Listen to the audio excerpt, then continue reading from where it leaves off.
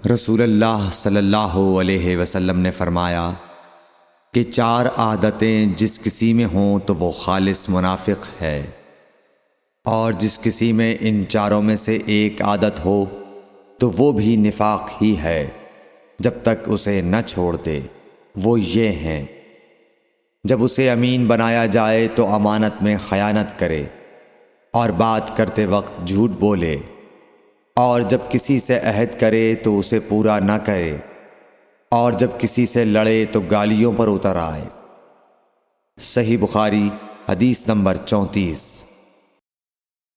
رسول اللہ صلی اللہ علیہ وسلم نے فرمایا، جو شخص شب قدر ایمان کے ساتھ محض ثواب آخرت کے لیے ذکر و عبادت میں گزارے، اس کے گزشتہ گناہ بخش دیے جاتے ہیں۔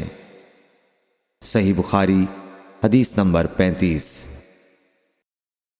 رسول اللہ صلی اللہ علیہ وسلم نے فرمایا، جو شخص اللہ کی راہ میں جہاد کے لیے نکلا، اللہ اس کا ضامن ہو گیا۔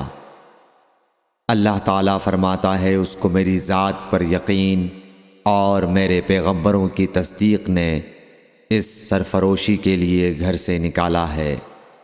میں اس بات کا ضامن ہوں کہ یا تو اس کو واپس کر دوں ثواب اور مال غنیمت کے ساتھ، یا شہید ہونے کے بعد جنت میں داخل کر دوں۔